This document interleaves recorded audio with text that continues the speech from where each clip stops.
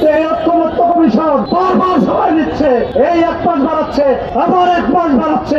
এভাবে এমন একটা সময় আসবে যখন বলা হবে এখন তো ফেব্রুয়ারি মাস এসে গেছে, গণভোট দেওয়া যাবে না। সমান বিচারের কোনো আলামত আমরা দেখছি না। জুলাই সনদের আইনি ভিত্তি সহ 6 দফা দাবিতে খেলাফত মজলিস ঘোষিত কর্মসূচির অংশ হিসাবে ঢাকা মহানগরী আয়োজিত আজকের এই বিক্ষোভ মিছিল আমাদের কথা স্পষ্ট।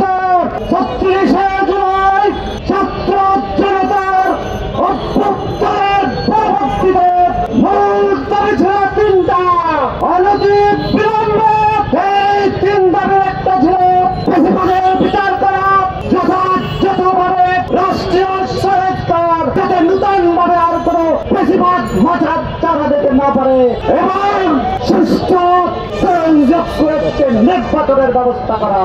কিন্তু আমরা দেখলাম 1 বছর পার হয়ে গেছে, এখনো সমান বিচারের কোনো আলামত আমরা দেখছি না।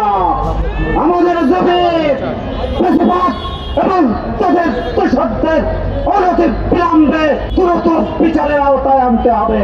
2 নম্বর কথা হচ্ছে সংস্কারের নামে আমরা দেখেছি 1 বছর যাবৎ বিভিন্ন মিটিং হয়েছে, চা খাওয়া হয়েছে, ডিনার হয়েছে, কিন্তু এখন পর্যন্ত কোন ঐক্যমত্যে পৌঁছতে পারে নাই। আমাদের দাবি হচ্ছে অনধিক বিলম্বে জুলাই সনদের আইনে ভিত্তি দিতে হবে।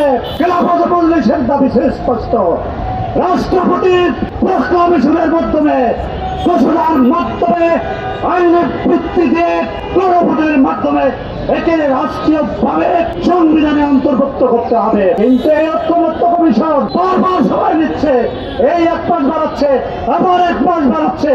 এভাবে এমন একটা সময় আসবে যখন বলা হবে এখন তো ফেব্রুয়ারি মাস এসে গেছে, গণভোট দেওয়া যাবে না।